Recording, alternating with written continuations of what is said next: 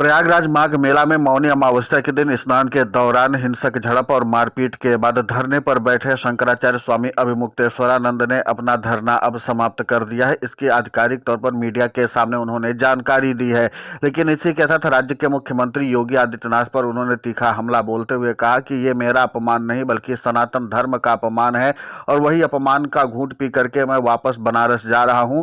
लेकिन इसी के साथ आपको बता दें कि अब इस मामले ने तूल पकड़ना शुरू कर दिया है और देश भर में इस मामले को लेकर के अब रोष देखने को मिल रहा है।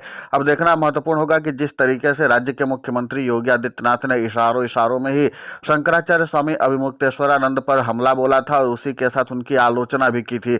अब कुल मिलाकर के स्वामी अभिमुक्तेश्वरानंद और राज्य के मुख्यमंत्री योगी आदित्यनाथ के बीच जुबानी जंग छिड़ी हुई है और इसी के साथ उन्होंने क्या कुछ बोला है राज्य के मुख्यमंत्री योगी आदित्यनाथ को लेकर के, आप खुद सुनिए उन्हीं की जुबानी। देखिए, किसी के सम्मान की हत्या उसकी हत्या ही है। हमारी भौतिक हत्या का प्रयास उस दिन किया गया था जो हमने आप सबसे बांटा था, लेकिन इन 11 दिनों में हमारे पीठ के सम्मान की हत्या तो कर ही दी गई। इसलिए जो हत्या की जानी थी उसमें वो सफल रहे और उन्होंने ये सनातन धर्म के प्रतीक की सम्मान की हत्या यहाँ पर की है, इसमें कोई संदेह नहीं था। जहाँ तक आपका प्रश्न है कि ये हत्या कर कौन रहा है, तो अगर ये हत्या यहाँ का प्रशासन कर रहा होता तो दूसरे ही दिन शासन प्रशासन के स्तर से उसको ठीक करने के लिए प्रयास किए जाते। लेकिन 10-11 दिन के लंबे अंतराल में भी जिस तरह से उत्तर प्रदेश शासन और उसके मुखिया ने इस घटना के बारे में अपना रुख दिखाया है, उससे यह साफ हो गया कि इसके पीछे एकमात्र वही कारण थे। उन्हीं के निर्देश पर यह सब हुआ और आज तक भी हो रहा है। और कोई में चारों शंकराचार्यों को मौनी अमावस्या पर स्नान के लिए हम एक SOP बनाएंगे। उसका प्रारूप भी आप अगर चाहेंगे तो आपको दिखाया जाएगा।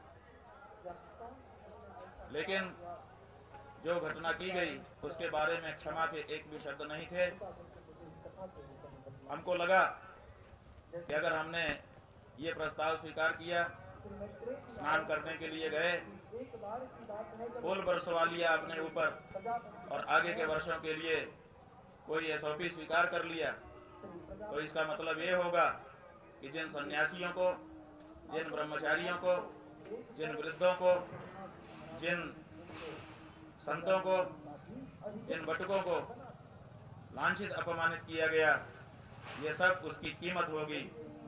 उसकी कीमत पर हम अपनी सुविधा और अपना सम्मान स्वीकार करने में असमर्थ रहे। इसीलिए हमने कहा कि अगर आप अपनी गलती के लिए, अपने अपराध के लिए क्षमा याचना कर सकते हैं तब तो ठीक है, बाकी कुछ आपसे हमको नहीं चाहिए, क्योंकि जो हमारा है उसको आपको आज नहीं तो कल देना ही पड़ेगा। वो हमारा अधिकार है, वो आपकी तरफ से किया गया दान नहीं होगा। लेकिन जो असली मुद्दा है, जिसके लिए 10 दिन तक शांति के साथ हम यहाँ पर फुटपाथ पर बैठे रहे,